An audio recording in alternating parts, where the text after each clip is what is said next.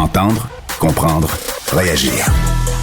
Un média qui donne vie aux opinions, qui donne voix aux idées. Cube. Bon, décidément, c'est les confessions. Je l'ai dit tantôt, j'ai toujours acheté des énergiseurs dans les piles plutôt que des Duracell. Et autre confession, je suis un gros fan de hockey. Je voulais parler de hockey parce que ce soir, c'est peut-être le dernier match de la saison. Nicolas Cloutier, journaliste à TVA Sport, bonjour. Bonjour. Les Panthers mènent 3-2 dans la série contre les Oilers d'Edmonton. L'année passée, ça s'était terminé en 7. Les Panthers avaient gagné les 3 premiers matchs. Les Oilers étaient revenus de l'arrière et ça s'était terminé en 7. Et là, on dirait que c'est un petit peu différent cette année parce que quand les Oilers perdent, ils sont pas dans le match du tout, là, on dirait. La vibe est vraiment pas la même parce que un 3-2, ça pourrait donner l'impression que jusqu'ici, cette série-là est âprement disputée. Mais franchement, c'est pas ça qui se passe parce que les Oilers sont déclassés à force égale. Et franchement, sont difficiles à suivre, les Oilers, parce qu'on se demande, est-ce que c'est la machine des Panthers qui est tellement bien rodée? Finalement, les Panthers peuvent jouer tous les types de hockey, peuvent te battre à tous les niveaux. C'est vraiment les Oilers... Les Oilers, en fait, qui se torpillent dans cette série-là. C'est vraiment difficile à dire. Écoute, on a joué à la patate chaude avec les gardiens. Oui, Skinner, il l'a pas pensé. C'est pas un gardien numéro 1, Skinner. Écoute, ça reste le gardien qui les a amenés là. Et il y a des équipes championnes qui ont gagné avec des gardiens de second ordre de par le passé. On a vu Darcy Kemper gagner avec l'Avalanche.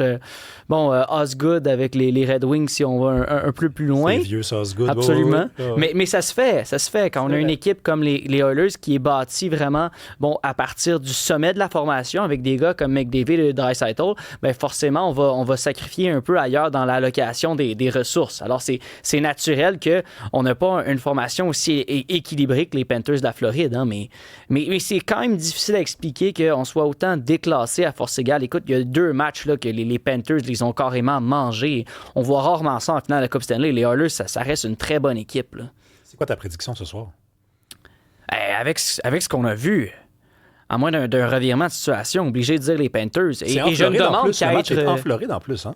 Oui, mais les Panthers ont jamais de la misère sur la route. Hein? Les Panthers peuvent te battre n'importe où, à tous les chapitres. Sont tellement camélons, sont tellement polyvalents dans la façon de te battre. Ils peuvent jouer le hockey le plus sale au monde, comme ils peuvent te battre avec le talent aussi. Moi, je pense qu'il y a beaucoup d'équipes en ce moment qui regardent les Panthers et qui s'apprêtent à repêcher.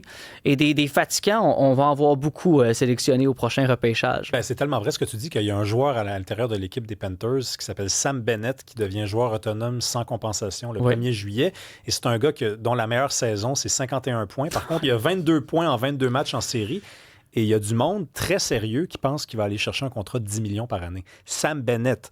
C'est un gars qui a fait 51 points. Moi, je veux dire, j'ai jamais vu un joueur de 51 points faire 10 millions, mais en même temps, il arrive en série puis c'est le meilleur joueur de son équipe. Encore là, il y a une partie de ça, de cette démesure-là, qui repose sur le fait que, il y a une conjoncture économique dans la LNH. On prévoit que, d'ici 4 ans, le plafond salarial pourrait monter jusqu'à 120 millions. Alors, ce qu'on va voir cet été reflète ça. On va voir des contrats qui ont l'air absolument déraisonnable. Sam Bennett aussi, probablement. Ça, c'est s'il ne donne pas un petit rabais aux Panthers de la Floride. Quand on peut se rendre à l'amphithéâtre en gogoune, parfois c'est vrai que ça vaut de l'or, mais en même temps, peut-être qu'il va se dire que gagner une 3e Coupe Stanley en Floride, ce ne sera pas vraiment possible. C'est qui la dernière équipe qui a gagné 3 Coupes Stanley d'affilée ou en dedans de 5 ans? Je pense que c'est les Pingouins qui ont gagné 3 coupes en très peu de temps. Récemment, les Pingouins ont gagné 2 de suite. C'est la dernière à le faire. Mais ils en avaient gagné une 3e, je pense, dans 10 ans. Je pense qu'ils ont gagné 3 coupes, les Panthers, les Pingouins. Donc, c'est ça que je me dis. Je me dis, peut-être Bennett va vouloir rester en Floride pour un peu moins cher en se disant que peut-être que l'année prochaine, ce ne sera pas celle des Panthers, mais dans 3 ans, peut-être que ça va être celle des Panthers. Je voulais que tu viennes nous parler du repêchage, parce que tu es allé au Combine. Le Combine, pour les gens qui ne savent pas c'est quoi, c'est un événement où on rassemble tous les meilleurs espoirs en vue du repêchage et on fait des tests physiques sur eux. On les évalue, on les rencontre. Les équipes peuvent passer des entrevues et se font souvent une dernière idée d'un joueur qu'ils ont déjà vu jouer un peu partout, que ce soit en Europe ou dans les ligues juniors. Toi, tu y étais. Le Canadien repêche 16e et 17e en première ronde. Deux choix tellement intéressantes. C'est 2 choix d'affilée. Moi, je trouve ça excitant. C'est sûr qu'on aurait préféré un choix dans le top 10, d'autant plus qu'on parle d'un repêchage qui n'est pas particulièrement riche. Mais je t'ai demandé pour de venir nous présenter 3 prospects, 3 joueurs que le Canadien pourrait repêcher au rang de 16e et 17e. Je commencerai avec Carter Bear. Carter Bear, puis d'emblée, je vais te dire que c'est tellement un exercice qui est difficile cette année parce que dans les années précédentes, là, c'est mon dada, moi, les espoirs. Puis on arrivait à la couverture du repêchage. Puis j'avais une très bonne idée du joueur que les Canadiens allaient sélectionner. Et là, je te parle avec un niveau de certitude qui est assez variable en ce moment. Alors, les 3 noms que je t'ai soumis, bon, ce sont tous des possibilités, mais je peux pas exclure non plus une sélection du champ gauche, surtout si ces 3 noms-là sont partis. Mais on peut commencer avec Carter Bear. Carter Bear, ce qui le rend intéressant, c'est que c'est un des attaquants les plus complets, un des meilleurs marqueurs de but de cette QV-là. Normalement, il ne devrait même pas être disponible au 16e rang, mais Carter Bear, en fin de saison, a subi une blessure qui est très sérieuse, une blessure au tendon d'Achille, une lacération partielle, quand même, pas complète, mais quand même, il a dû être opéré. Quand je lui ai parlé, il avait recommencé à patiner, mais il m'avait avoué que, il n'y avait aucune force là encore dans cette région-là et qu'il devait carrément la rebâtir. Les blessures au tendon, c'est jamais des blessures qui sont... qui ne sont pas sérieuses, qui sont négligeables. Alors, du moment que tu repêches dans le top 15 et qu'il y a une autre bonne option au lieu de Carter Bear, tu vas y aller avec le joueur qui n'a pas justement subi cette blessure-là au tendon. Mais là, au fur et à mesure que ces joueurs-là quittent sur le tableau et que tu arrives au 16e et au 17e rang, ton taux de risque il devient de plus en plus élevé et il y a un appétit pour ces choix-là avec du potentiel, du upside qu'on nomme dans le jargon anglophone. Alors, Carter Bear, à ce moment-là, certainement deviendrait une option pour le CH. Et ça, c'est s'il est encore disponible au 16e et 17e rang. Quand les espoirs se présentent au Combine à Buffalo, ils se prêtent à une batterie de tests médicaux. Alors, on va avoir toutes les informations à la disposition du côté des Canadiens, mais aussi des autres équipes, pour prendre une décision éclairée dans ce cas-là. Ma seule autre question, ce serait, est-ce que quand on subit une blessure au tendon à un si jeune âge, il y a un facteur de risque pour d'autres blessures de cette même nature-là. C'est pour ça qu'il est descendu dans le futur. Dans la liste. À qui il ressemble, mettons, comme joueur? Moi, je l'ai vu jouer un peu, puis je trouvais qu'il ressemblait à un Brendan Gallagher. J'ai parlé à son DG, c'est drôle que tu me dises ça. Son DG mentionnait Marchand ou Brendan Gallagher. Mais c'est comme si tu donnais 6 pieds à Brendan Gallagher. Wow. Alors, ça devient plutôt intéressant. Peut-être même un peu plus de talent pur. Là. Donc, un joueur physique qui a du cœur, qui va dans les coins de patinoire, qui s'engage. Quand il va sur la glace, il se passe quelque chose. Tu avais quelque chose à dire, Fred? Ben oui, je voulais ajouter parce que j'ai la réponse. C'est quand la dernière fois qu'une équipe a gagné 3 Coupes Stanley de suite? Parce qu'effectivement, les Penguins avaient fait 2 de suite. Bon, récemment aussi, il y a Tampa Bay qui a fait 2 de suite. Bon, les Panthers qui ont l'option de faire 2 de suite peut-être ce soir. Mais pour les 3 de suite, en fait, ça remonte à 4 de suite. Et c'était les Islanders de New York de la saison 80 à 83. Oh, wow. Puis juste avant ça, les Canadiens l'avaient fait aussi 76 à 79. Donc, 2 de suite, on l'a vu dans les dernières années, mais 3 de suite, ça fait quand même un bout. Là. Donc, non, on remonte à Mike Bossy. Là, rien de moins. Mike Bossy, le meilleur scoreur de tous les temps. C'est mon opinion personnelle. Elle est très controversée. Un deuxième joueur que tu pourrais nous présenter, un défenseur, Logan Hensler.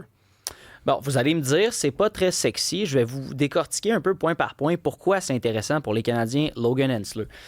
Le repêchage, c'est un peu la même affaire que les actions que vous achetez à la bourse. C'est une question d'économie un peu. Il y a une rareté dans le marché de la LNH, tant sur le marché des joueurs autonomes que sur le marché des échanges, et c'est le fameux défenseur droitier. Quand les équipes en ont un bon, ils ne l'échangent pas. Et s'ils l'échangent, c'est à très fort prix.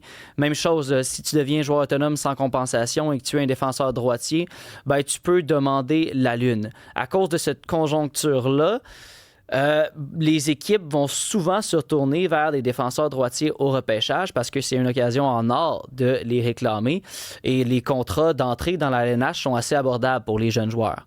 Je te disais avant qu'on entre en onde qu'on en a quand même pas mal des défenseurs. Ouais. Puis tu sais, je te demandais de me dire si Logan Mailloux, qui est un espoir que tu as raison, là on essaye de l'échanger. Ça fait un peu 2 ans qu'on essaie de l'échanger. David Reinbacher aussi, c'est un défenseur droitier, mais on a juste beaucoup de défenseurs, point. Est-ce que tu penses qu'avec le 16e rang ou le 17e, il faudrait aller chercher un autre défenseur?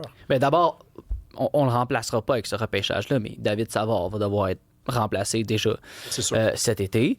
David Reinbacher, vois-tu, c'est un espoir que j'adore et que j'ai en haute estime, mais la réalité est qu'il y a de l'inflammation dans son genou qui ne veut juste pas qui ne veut juste pas cesser. Là. Si son genou n'arrête pas d'enfler, il va falloir une police d'assurance à un certain moment. Ouais. Logan Mailloux, je te l'ai dit avant d'entrer en onde, ça doit faire 2 ans qu'il essaie de l'échanger. C'est encore une fois la froide réalité. C'est pas échangeable, ce joueur-là, avec le scandale dans lequel il a non, été ça, impliqué. je ne dirais pas. À cause de sa réhabilitation, je pense qu'on est passé à autre chose, probablement. Alors, et des défenseurs droitiers aussi, j'ai envie de dire que tu n'en as pas trop.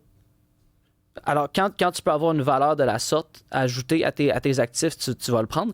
Logan Hensley, ce qui est très intéressant, c'est qu'il a un coup de patin qui est A1. Il a de très belles habiletés quand tu le regardes jouer, mais ne joue pas vraiment avec confiance. C'est pas le joueur qui va essayer de faire la différence sur la patinoire, et pourtant, tu te dis, il y a les atouts, il y a les habiletés pour le faire, et il ne le fait pas constamment. Tu vas avoir des flashs, et c'est ça qui est frustrant, mais ces flashs-là ne reviennent pas assez souvent. Logan Hensley était vu avant l'année de repêchage comme un espoir potentiellement top 5, top 10, alors il a dégringolé sur les listes, mais il faut aussi remarquer qu'il a joué pour l'Université du Wisconsin, qui a connu énormément de difficultés cette saison, et déjà pour un défenseur de 17 ans, de jouer dans la NCAA contre des adultes de 24-25 ans, c'est notable. C'est un joueur que je ne peux pas m'empêcher de considérer pour les Canadiens. J'ai eu la chance de lui parler, d'ailleurs, un jeune homme très sympathique. Ce qui est drôle, c'est que les Canadiens ont tenu des entrevues tellement serrées avec les espoirs et lui ont dit carrément, nous, on pense que tu es un défenseur au mieux de 2e, 3e paire. Là. Ah ouais, mais là, est-ce qu'on n'a pas déjà un signe que ça ne sera pas lui, alors? Ah, mais ça veut rien dire. Ça veut rien dire? Ah, ça veut rien dire, ça. Lyndon Lakovic, sinon, rapidement, c'est un gros attaquant de puissance, ça? Oui. Avec ce talent-là, ça, c'est un attaquant qui évolue à Moose Jaw dans la WHL. Je pense qu'il a joué seulement 45 matchs cette saison, et même s'il a seulement joué 45 matchs, ça a été facilement le premier pointeur de l'équipe de Moose Jaw. Bon, avec ce talent-là, à 6 pieds 4, d'habitude, on ne devrait jamais être disponible encore là au 16e ou au 17e rang. L'ennui, c'est que Lyndon Lakovic, c'est un attaquant de finesse dans le corps d'un attaquant de puissance, et son niveau de compétition d'un match à l'autre a été contesté par les recruteurs. Moi, j'ai eu la chance de lui parler, et ce que je peux dire, c'est que entre les deux oreilles, il est solide, il est introspectif aussi, et j'ai mes raisons de penser qu'il reconnaît ce problème-là et il travaille là-dessus. Il n'est pas insensible à ce qu'il a entendu tout au long de l'année. Lyndon Lakovic, c'est un espoir que le CH a suivi à la trace. Là. On ne va pas à Moose Jaw pour n'importe quelle raison. Hein. Non, c'est un petit peu loin, Moose Jaw, mais c'est une ligue physique aussi, la WHL. Donc, les jeunes qui graduent dans cette ligue-là, qui arrivent dans la Ligue nationale, sont habitués de recevoir des coups de genoux au mauvais endroit, puis des coups de coude surtout d'en face. Donc, ça, c'est encourageant de savoir ça. Garde ton téléphone ouvert, parce que j'aimerais ça que tu reviennes cette semaine nous présenter d'autres espoirs. Nicolas Cloutier, merci. Yes, un plaisir.